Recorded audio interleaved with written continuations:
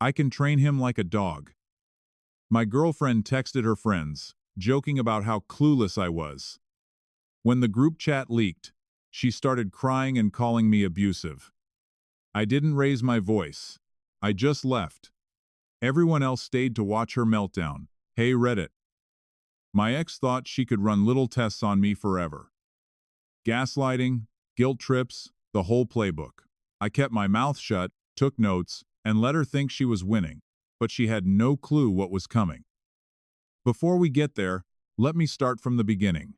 I met Amber about a year and a half ago, at some art gallery opening downtown. One of those pretentious Thursday night events where everyone drinks cheap wine and pretends to understand abstract painting. My buddy Jay dragged me along because his girlfriend was showing her photography. I was about to bail early when I heard this laugh cut through the whole room. Loud, zero shame about it. That was Amber standing in front of a painting that was literally just a red square. Absolutely dying, laughing with her friend. She was laughing because some guy tried to explain the deeper meaning to her like she was stupid, and she thought that was hilarious. We started talking. She was drinking white wine and complaining about her roommate's boyfriend who never left. We exchanged numbers around 10:30. She texted me before I even got to my car. Already bored without you, it said. Cheesy, but it worked. I was 31 and working as a medical equipment technician for several hospitals across the Austin area. I fixed CT scanners, X-ray machines, ventilators, good money, weird hours, lots of driving between facilities. Amber worked in event planning for a hotel chain. She was 28. By week 6, she basically lived at my place. Her stuff showed up gradually, toothbrush first, then a drawer, then half my closet. My sister Riley came over one morning and saw Amber's makeup covering my bathroom counter. You're moving kind of fast with this one, Riley said while we grabbed coffee. Feels right though. Famous last words. I ignored her. Riley took 2 years before moving in with Trevor. I thought I knew what I was doing. First few months were solid. We'd cook together, stay up late talking about random stuff. The shift started around month 5. She'd ask what I was doing. I'd say working late at the hospital in Round Rock. And she'd go quiet. Not angry quiet, just this disappointed silence that made me feel like I'd done something wrong, even though I was literally at work. You're always at work, she'd say. I work the same schedule I always have. Feels like more now. It wasn't more, but I started checking in more often anyway, texting her between service calls, letting her know my route for the day. Then she started canceling plans last minute. We'd have dinner reservations. I'd be getting ready, and she'd text 30 minutes before. So tired. Rain check. No problem, I'd reply. You're not mad? Why would I be mad? Most guys would be. I'm not most guys. She'd go silent for an hour, then send a long paragraph about how she appreciated me being understanding and how her ex used to flip out over small things. I'd reassure her, tell her it was fine. We'd move on. Around month 8, Jay noticed something during a weekend when the 4 of us went to dinner. Him, his girlfriend Mia, me, and Amber. Amber spent the whole meal on her phone. Not subtly either. Full-on scrolling. Laughing at stuff. Typing responses. When the food came, she barely looked up. You okay? I asked. Yeah. Just handling some work stuff at 9 on a Saturday. She gave me this look. Since when do you monitor my phone time? I don't. Just asking. Well, don't. Mia and Jay went quiet. The rest of dinner was awkward as hell. In the car afterward, Amber was sweet again, apologizing, saying she was stressed about an event at work. Didn't mean to snap. I told her it was fine. She grabbed my hand, told me I was the most patient guy she'd ever dated. That should have felt good. It didn't. Jay texted me the next morning. Dude, that was weird last night. Yeah, you notice she only apologizes after you don't react? What do you mean? Watch the pattern. She pushes. You stay calm. She apologizes and gets sweet. Repeat. I didn't respond, but I started watching. He was right.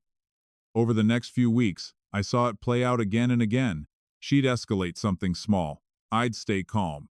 She'd flip back to sweet and affectionate when I didn't bite, like she needed me to react. Month 9. We were at a house party with some of her work friends. I was talking to this guy about the CT scanner I just finished repairing when Amber walked over with her drink. Blake fixes hospital stuff, she said to the group, like maintenance guy things. The way she said it, like she was explaining what a janitor does. Medical equipment technician, I said. CT scanners, MRI machines, ventilators, she laughed. Right. Sorry. He gets very specific about the title. One of her friends, Nicole, jumped in. That actually sounds really cool. Like you have to know engineering and medicine. Sort of. Yeah, it's a mix.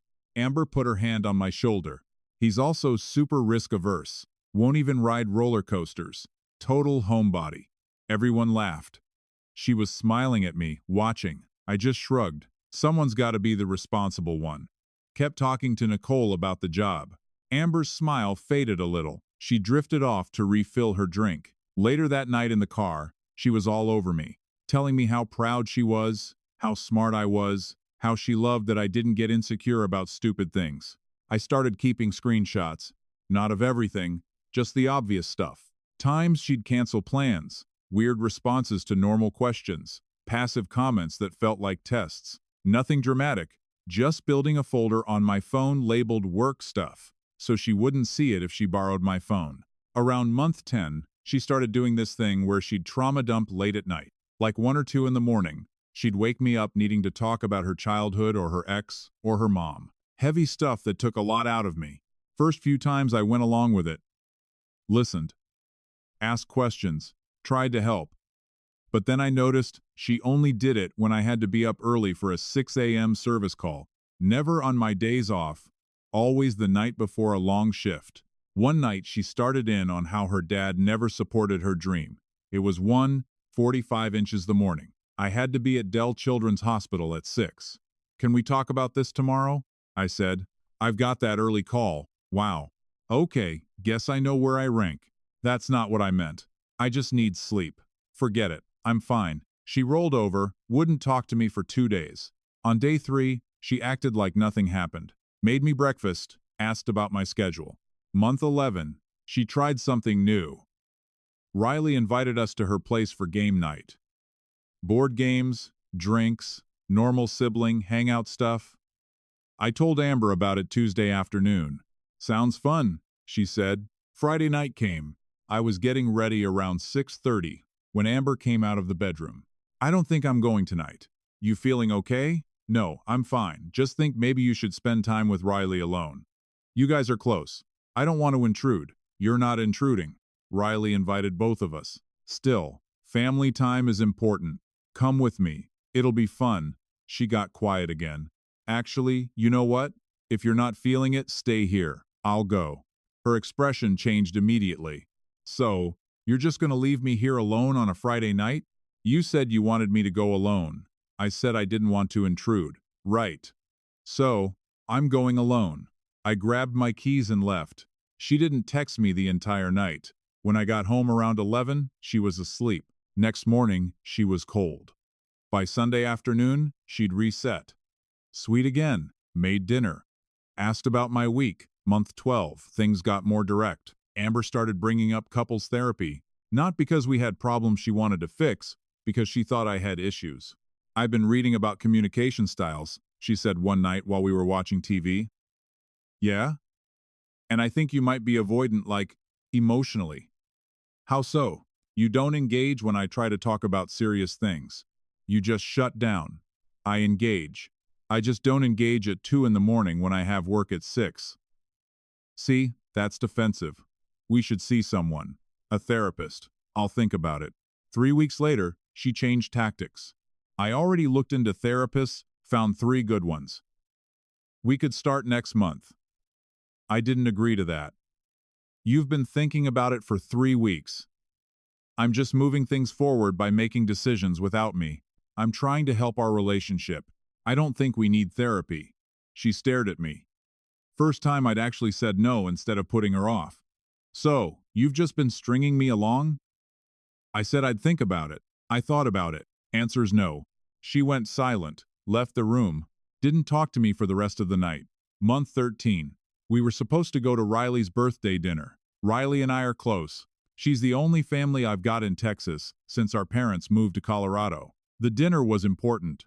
Day of, around 3 in the afternoon, Amber texted, "Not feeling great. You go without me." "You sure?" "Riley's been looking forward to this." "Yeah, I'll be fine. Tell her happy birthday." I went alone. Riley asked where Amber was. "Not feeling well." Riley gave me this look but didn't say anything. Got home later that night. Amber was on the couch watching TV, looking completely fine. Wine glass on the table, takeout containers from her favorite Thai place. "Thought you weren't feeling well." "I felt better after you left." "Don't start." "I'm not starting anything. Just clarifying." She got up and went to the bedroom, slammed the door. I sat there for a minute, then grabbed my phone and added the date to my notes. Riley's birthday. Claimed sick. Ordered takeout and wine. Started looking at the money stuff around this time too. We kept separate accounts, but I paid for most things. Checked my bank statements. Over the past year, I'd spent around $11,000 more than I should have. I stopped offering to pay for things. Didn't make a speech about it. Just stopped. Next grocery run, I got my stuff only. Left her items at the register. "You forgot my things," she said. "Did I? Very funny. Go back and get them. I'm only buying my food from now on." She stared at me. "Are you serious?" "Yeah, this is childish. This is fair." She bought her own groceries, didn't speak to me for 4 days. When she finally did talk to me again, she acted like the grocery thing never happened.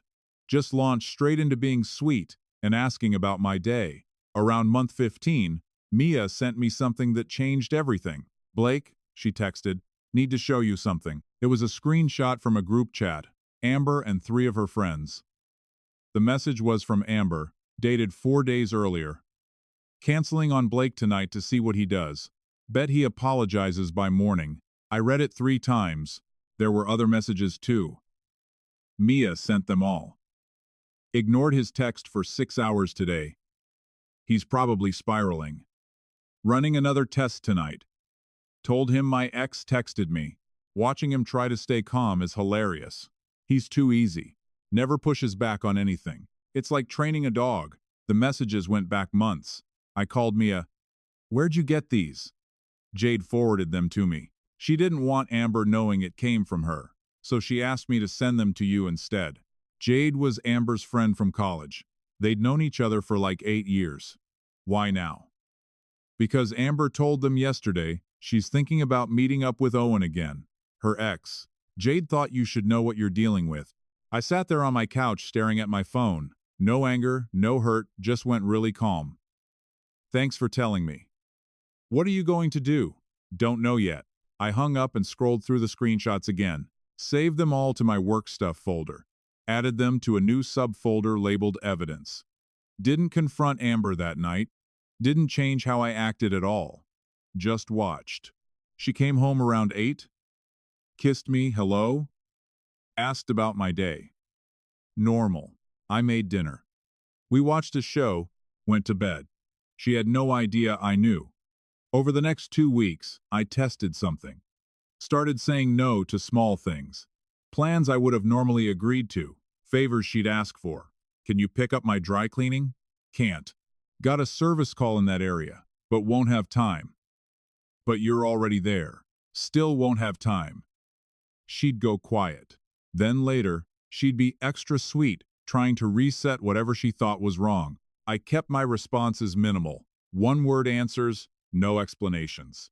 Didn't try to make her feel better. Her texts got longer. More questions. "You seem distant. Did I do something? Are we okay?"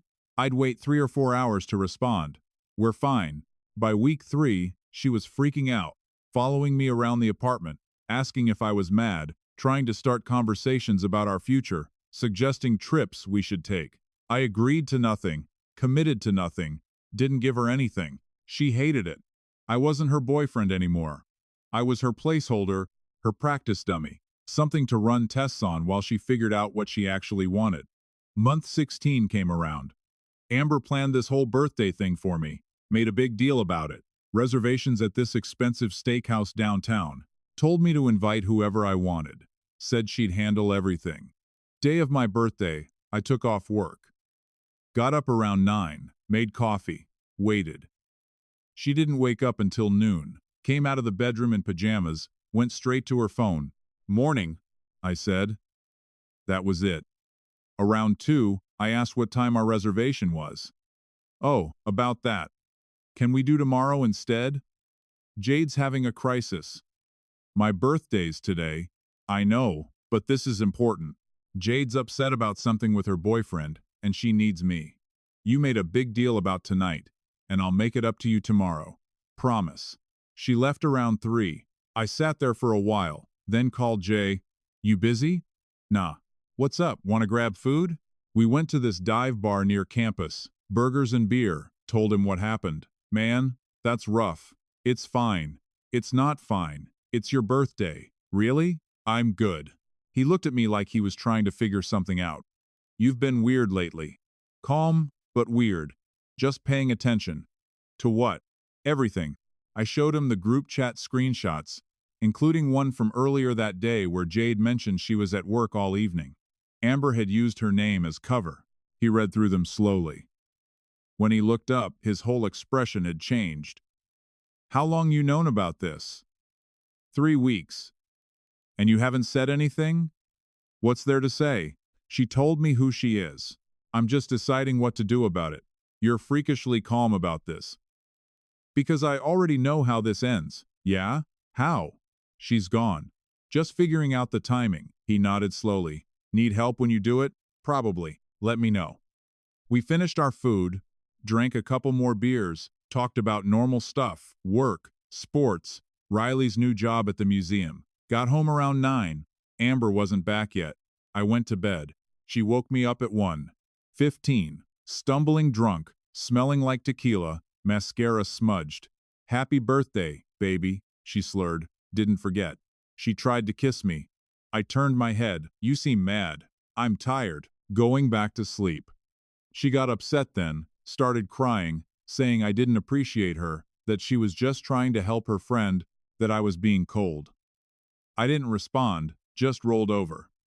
She cried herself to sleep. Next morning, she didn't remember most of it, acted like we were fine. Made me breakfast, asked if we could do dinner that night for my birthday.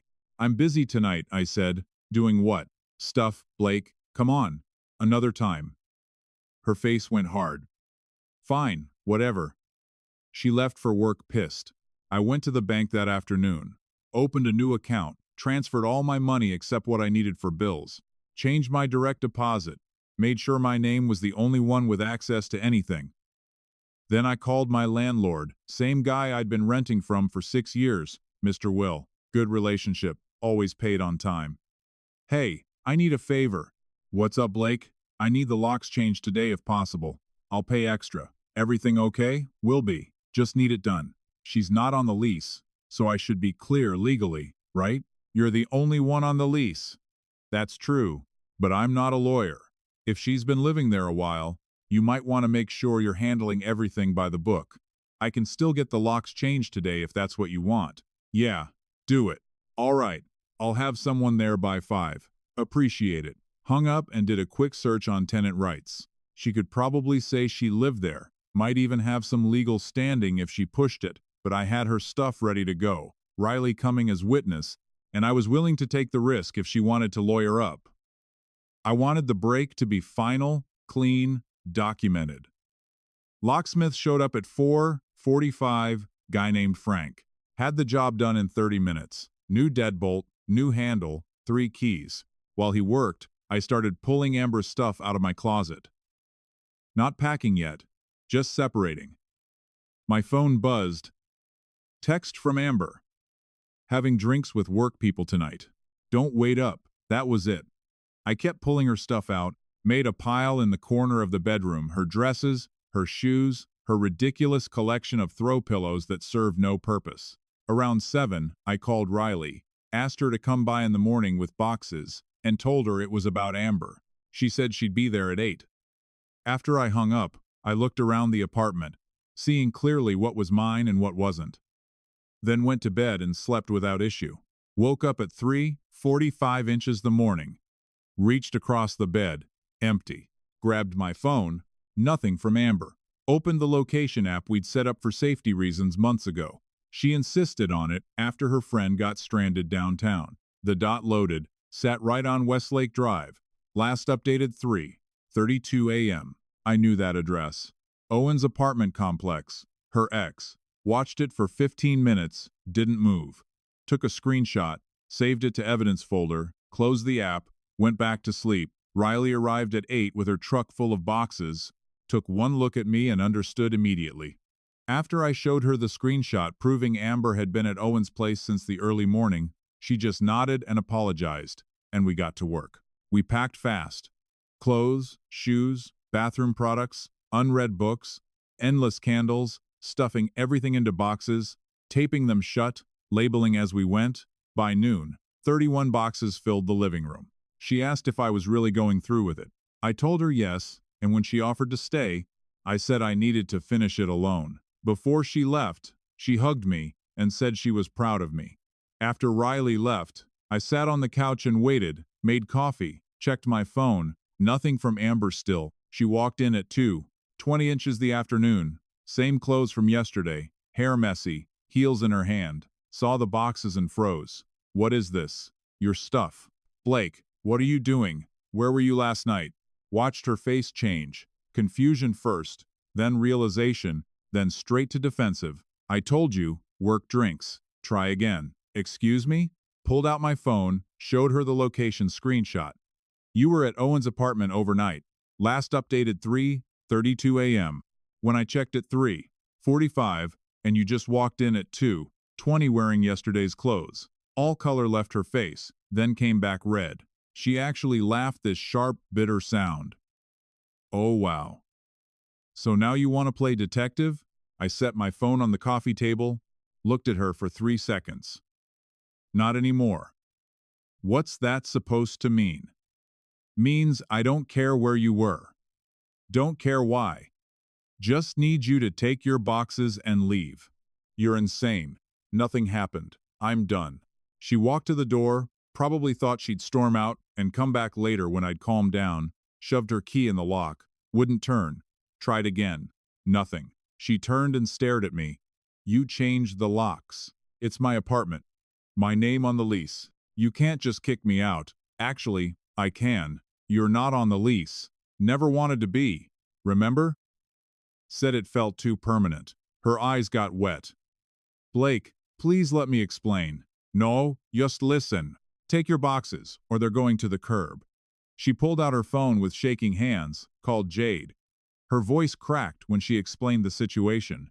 Jade showed up 45 minutes later, looked at everything, looked at me, started loading boxes without a word. Amber kept trying to talk to me between trips. Can we talk about this tomorrow? No. You're being cruel. I'm being clear. I love you. If that were true, you wouldn't have spent the night at Owen's. When the door closed, the apartment felt massive and quiet. I sat there for maybe an hour, then got up and took down the photos of us from the wall. All of them. Put them in a trash bag, stripped the bed, and put on new sheets I'd bought the week before. Threw the old ones away, grabbed my phone and opened the location sharing app, removed her access, deleted the app completely, moved furniture around so the couch faced a different direction, made the space mine again. Riley called around 5. How'd it go? She's gone. You all right? Yeah, actually. Yeah. That's probably shock. It's not shock. It's relief. First week after the breakup, Amber texted 63 times. Please let me explain. You're being unfair. Owen means nothing to me. Why won't you respond? The rest were more of the same. Sorry, then angry, then sorry again. I responded once on day 4. Do not contact me again. She didn't stop. Day 8. Owen called. Blake, listen, nothing happened. She showed up drunk around 2 crying about you guys, passed out on my couch. Why didn't she just tell me that? Silence. Right. Because even if it's true, she lied instead. She's really messed up right now. Not my problem anymore. Hung up. Blocked his number. Day 10, she showed up at my apartment at 11 at night. Knocked for 5 minutes straight. I didn't answer. Called the non-emergency line. reported someone trying to force entry. They gave me an incident number. I wrote it down. She left before anyone arrived. Day 12, I bought a Ring doorbell camera, installed it that afternoon. She came back that night at 11:45. The camera caught everything, her knocking, her crying. Came back again 2 nights later, 1:30 inches the morning. I saved all the footage with dates and times. Jay came over day 15. You look terrible. Thanks. She's still blowing up your phone? Showed him the count. 87 messages now. 6 voicemails, 4 visits all on camera. You need a restraining order? Just documenting everything first. Week 4. I started hearing things through mutual friends that I'd been controlling, that I tracked her constantly, that I kicked her out without warning. Lisa from work pulled me aside. I heard something weird about you. What? That you've been unstable since your breakup, harassing your ex. I pulled out my phone, showed her the blocked call log, the text count, the Ring footage. Jesus, this is all from her? Yeah. Blake, you need to get ahead of this. Talk to HR. I went to HR that afternoon, brought printouts of everything, the texts, the call logs, the Ring footage, the police incident number. Karen looked through it all. This is harassment. I know. Just want it on record in case she tries to contact me at work. Smart. We'll document this. If she shows up here, let us know immediately. Week 5. I was at the hospital in Georgetown when security called. We have someone here asking for you. Says she's your girlfriend and needs to talk about an emergency. I don't have a girlfriend. What's her name? Amber. Tell her I'm not available and ask her to leave. If she refuses, call the police. She left about 5 minutes ago. Want us to flag her in the system? Yeah.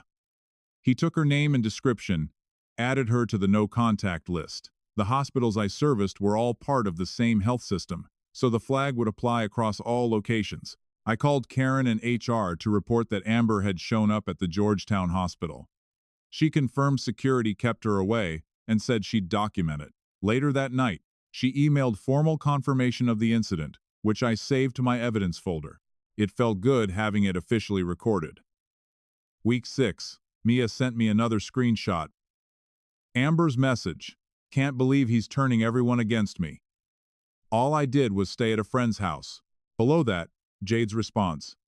You spent months playing games with him and got caught. Stop acting like you're the victim. Then Jade's name disappeared from the member list. She'd left the chat. Week 7. I ran into Amber's mom at the grocery store. She was waiting in the cereal aisle. Blake, we need to talk. I don't think we do. Amber is devastated. She made a mistake, but she loves you. No. Just like that, after a year and a half, she spent the night at her ex's place and lied about it, then harassed me for weeks. Yeah, just like that. You're being cruel. She needs closure. She needs to move on. If you just talk to her. I'm not doing this. Excuse me. I pushed my cart past her. Week 9, her mom called. Left a voicemail, deleted it, didn't call back. 3 days later, Helen showed up at my apartment with her sister, Amber's Aunt Claire. I checked the Ring camera first, opened the door, but didn't invite them in. We need to talk about Amber. There's nothing to talk about. Claire stepped forward. We're worried about her. She's not eating. She might hurt herself. Then get her professional help. She needs to talk to you to apologize properly. I'm not meeting with her. Why are you being so stubborn? Helen asked. She made one mistake. She spent months manipulating me. I have the receipts. This wasn't one mistake. Helen's face hardened. You're holding on to anger. I'm keeping my boundaries. Claire pulled out her phone. We also wanted to talk about valuable things Amber left. We'd like to pick them up. Everything got boxed and given to Jade weeks ago. You gave away her things? I gave her 31 boxes of her belongings. If she's missing something, that's on her. We want to come in and look. No. You can't refuse us entry. This is my apartment. My name on the lease. I can refuse. And I am. Helen's eyes filled with tears. I thought you were a good man. I need you both to leave. We're not leaving until you agree to talk with Amber. I pulled out my phone and started dialing 911. They left. Week 10. Helen sent a text from Amber's phone. This is Helen. Amber can't afford therapy. She needs it to process. Can you help pay for a few sessions? $500. Blocked the number. She tried from her own phone the next day. Blake, please, just to help her get help. Block that number too. Week 12. Riley told me Amber's family was spreading a different story at their church. That I had been financially abusive, that I'd controlled Amber's money. Want me to say something? Riley asked. No, let them talk. Week 14. Jay invited me to a rooftop party, same venue, where I'd met Amber about a year and a half ago. Wasn't going to let her stop me from going places. Got there around 8. Was grabbing a beer when I saw her. Amber standing near the railing with Owen. They were definitely together, laughing about something. She saw me at the same time, went pale. I turned back to my beer. She came over anyway, Owen trailing behind. Blake. Hi. This isn't. I looked at her. Amber, we're not. You can do whatever you want. We're not together. I just didn't want you to think. I don't think about you. That landed. Her whole face shifted. Owen stepped forward. Come on, let's go. After a few seconds, she turned and left. 20 minutes later, one of Amber's friends, Rachel, came up drunk and angry. You're a real piece of work. Don't think we know each other well enough for that. Amber's crying in the bathroom because of you. That's not my problem. You tracked her, kicked her out, turned all her friends against her. None of that's true. Jade appeared. Rachel. Stop. Rachel turned. What? He didn't track her. She insisted they share locations, then spent the night at her ex's place and lied about it. That's not. And he didn't kick her out without warning. She had all her stuff packed and ready. 31 boxes, clean, organized.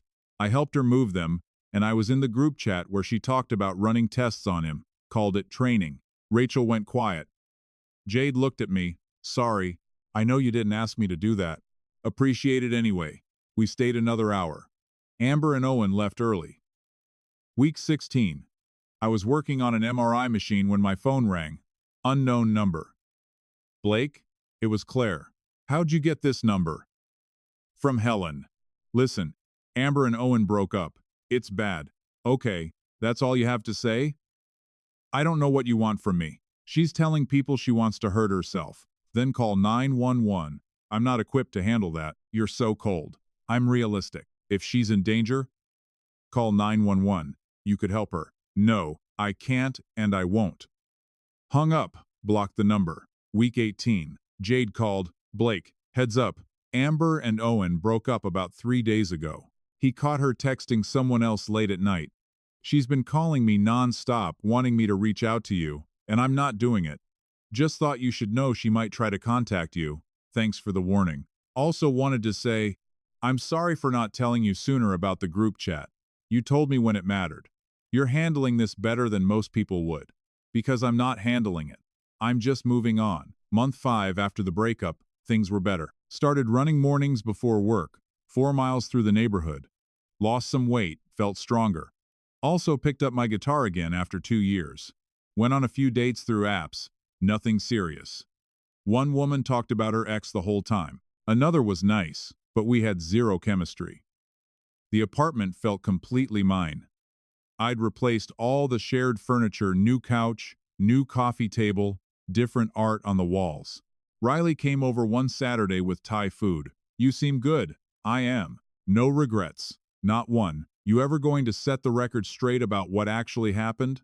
Been thinking about it. She's out there calling you controlling, making you the villain. I know. So, why not use it? I thought about it for a few days, then decided. Made a Google Doc. No commentary, no explanations, just threw everything in there by date.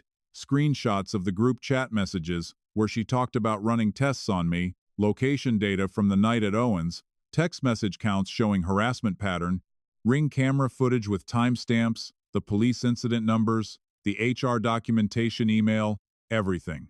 Titled it Timeline. Shared the link with 4 people, Riley, Jay, Mia, Jade.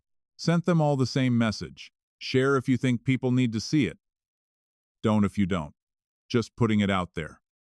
Within 48 hours, it had reached most of our mutual circles. Mia had sent it to a few friends who knew both of us. Jay posted it in a group chat with some of our college buddies. It spread from there. My phone stayed quiet for a week. Then things started happening. Mia texted. 3 of Amber's friends reached out asking if the screenshots were real. Told them yes. They all stopped talking to her. Day 4. Jay sent a message. Ran into Owen at the gym. He saw the doc. Said he felt like an idiot. They broke up 2 days ago. Day 6. Jade called. Blake, Amber knows about the document. Okay. She's losing it. Called me screaming about how you're ruining her life. I didn't ruin anything. I just stopped letting her lie about it. Also, she got let go from her job. What? The hotel found out about the harassment stuff. Someone sent them the documentation. I sat there processing that. Didn't feel anything really. Just took it in and moved on. Week 3.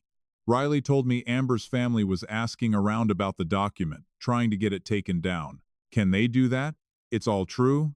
It's all real. They can't do anything. Month 6. Jade sent me one final message. Amber's moving back to Dallas. Her mom found her a job there. She's leaving next week. That it? That's it. One more thing. She asked me to ask you if you'd be willing to talk before she leaves. No. That's what I told her you'd say.